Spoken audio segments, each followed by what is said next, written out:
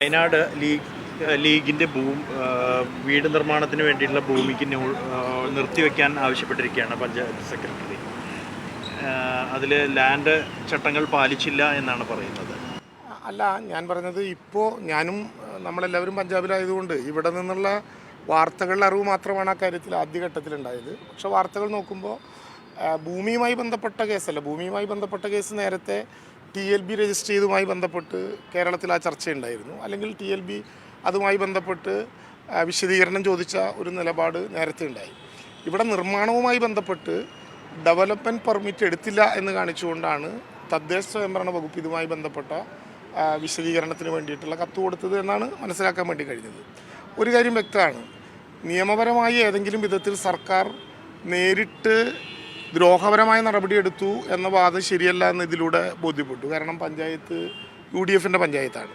നേരത്തെ തന്നെ ഞങ്ങൾ പറഞ്ഞിരുന്നു, അവിടുത്തെ ഭൂമിയുമായി ബന്ധപ്പെട്ട് തരംമാറ്റവുമായി ബന്ധപ്പെട്ട വിവാദം ഉണ്ടായി. താലൂക്ക് ലാൻഡ് ബോർഡ് അതിൽ വിശദീകരണം ചോദിച്ചപ്പോൾ സർക്കാർ നേരിട്ട് നടത്തുന്നൊരു ആക്രമണമല്ല, സർക്കാരിന് അക്കാര്യത്തിൽ പ്രത്യേകമായ അറിവോ സർക്കാരിൻ്റെ മുമ്പിൽ ഏതെങ്കിലും വിധത്തിലുള്ള ഫയലുകളോ വന്നൊരു വിഷയമല്ല. TLB ഒരു കോസി ജുഡീഷ്യറി ബോഡിയാണെന്നുള്ളത് കൊണ്ട് ഭൂമിയുമായി ബന്ധപ്പെട്ട കേസിൽ തരംമാറ്റത്തെ സംബന്ധിച്ച് ലഭ്യമായിട്ടുള്ള ചില കത്തുകളുടെ അടിസ്ഥാനത്തിൽ വിശദീകരണം ചോദിച്ച നടപടിയാണ് ഉണ്ടായത്.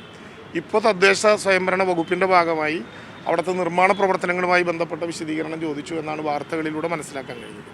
എന്തായാലും ഏതെങ്കിലും വിധത്തിലുള്ള ദ്രോഹപരമായിട്ടുള്ള അല്ലെങ്കിൽ രാഷ്ട്രീയ വൈരാഗ്യം കൊണ്ടെടുത്ത നടപടികളായിരുന്നില്ല ഇതെല്ലാം എന്ന് പഞ്ചായത്തിൻ്റെ നോട്ടീസോടുകൂടി ലഭ്യമായതോടുകൂടി മനസ്സിലാകാവുന്ന ഒരു സ്ഥിതിയാണുള്ളത്.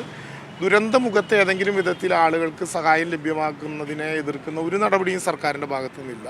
പക്ഷെ നിയമപരമായി കേരളത്തിൻ്റെ നിയമങ്ങൾ അംഗീകരിച്ചും അത് പാലിച്ചും തന്നെ ആരും മുന്നോട്ട് പോകണം എന്നുള്ള യാഥാർത്ഥ്യം തിരിച്ചറിഞ്ഞുകൊണ്ട് ആർക്കെതിരെയാണോ ഇത്തരം വിശദീകരണം ചോദിച്ചത് അവരതിൻ്റെ കാര്യങ്ങൾ കൃത്യമായി ബന്ധപ്പെട്ട അധികാര കേന്ദ്രങ്ങളുടെ മുമ്പാകെ ഹാജരാക്കി ആ പ്രശ്നത്തിൽ നിന്ന് മാറ്റുക എന്നുള്ളത് മാത്രമേ ഇപ്പോൾ കാണാവുന്നൊരു പോംവഴിയുള്ളൂ. അതിൽ സർക്കാരിന് ഏതെങ്കിലും വിധത്തിൽ ശത്രുതാപരമായിട്ടുള്ളൊരു നിലപാടും ഇക്കാര്യത്തിൽ ആരോടും എടുക്കുന്നില്ല എന്നുള്ളതാണ് യാഥാർത്ഥ്യം. ഈ സർക്കാരിൻ്റെ ഒരു ഇടപെടൽ ഇക്കാര്യത്തിലൊക്കെ വേണ്ട, കാരണം ഇങ്ങനെയുള്ള ദുരിതാശ്വാസ പ്രവർത്തനങ്ങൾ എളുപ്പത്തിലാക്കാൻ ഒരു ഇടപെടൽ സാധ്യമാണ്. സർക്കാരിൻ്റെ ഏറ്റവും എളുപ്പത്തിലാക്കാനുള്ള നടപടിയാണ് സർക്കാർ ഇപ്പോൾ നടത്തിക്കൊണ്ടിരിക്കുന്നത്. അതിൻ്റെ ഭാഗമായിട്ട് 7.25 മാസമാണ് കേരളത്തിൻ്റെ ഹൈക്കോടതി മുതൽ സുപ്രീം കോടതി വരെയുള്ള സ്ഥലങ്ങളിൽ ഞങ്ങളിപ്പോൾ ഏറ്റെടുത്തിട്ടുള്ള എൽസ്റ്റോൺ ഭൂമി ഏറ്റെടുക്കുന്നതിന് വേണ്ടിയുള്ള കേസിൽ ഏർപ്പെട്ടിട്ടുള്ളത്. കോടതിയുമായി ബന്ധപ്പെട്ട കേസായിരുന്നു. സർക്കാരിൻ്റെ മുമ്പിൽ ഇപ്പോൾ ഇങ്ങനെയൊരു പ്രശ്നം വന്നിട്ടില്ല. സർക്കാരിൻ്റെ മുമ്പിൽ പ്രശ്നം വരുമ്പോഴാണ് സർക്കാർ എന്ത് ചെയ്യുക എന്ന് കാണുന്നത്. ഒന്ന്, തദ്ദേശ സ്വയംഭരണ വകുപ്പിൻ്റെ ഭാഗമായിട്ടുള്ള പഞ്ചായത്ത് സെക്രട്ടറിയാണ് കത്ത് കൊടുത്തിട്ടുള്ളത്. മറ്റൊന്ന്, റവന്യൂ വകുപ്പിൻ്റെ നേരിട്ട് ഭാഗമല്ലാത്ത ഒരു കോസി ജുഡീഷ്യറി ബോഡിയായിട്ടുള്ള TLB ആണ്, താലൂക്ക് ലാൻഡ് ബോർഡാണ് നോട്ടീസ് അയച്ചിട്ടുള്ളത്. സർക്കാരിൻ്റെ മുമ്പിലേക്ക് വരുന്ന ഒരു പ്രശ്നം ഇപ്പോൾ ആയിട്ടില്ല. കാരണം ബന്ധപ്പെട്ട ആളുകൾ അവരവരുടെ കൃത്യമായിട്ടുള്ള വിശദീകരണം നൽകി ഒരു കോസി ജുഡീഷ്യറി ബോഡിയും സർക്കാരിൻ്റെ ഉദ്യോഗസ്ഥ തലത്തിലുള്ള സംവിധാനവും ഒക്കെ എടുത്ത അല്ലെങ്കിൽ അയച്ച നോട്ടീസിന് മറുപടി രേഖപ്പെടുത്തി കൃത്യത വരുത്തുക എന്നുള്ളതാണ് ആദ്യം ചെയ്യേണ്ടത്. അവിടെ നിൽക്കാൻ പറ്റാതെ ഏതെങ്കിലും വിധത്തിലുള്ള അപകടത്തിൽ ചെന്നുപെട്ടു എന്ന് തോന്നുന്നുണ്ടെങ്കിൽ അവർക്ക് സർക്കാരിനെ സമീപിക്കാം. സർക്കാരിനെ സമീപിക്കുന്ന ഘട്ടത്തിലെ അക്കാര്യത്തിൻ്റെ വിശദാംശം സർക്കാർ പരിശോധിക്കേണ്ട കാര്യമുള്ളൂ.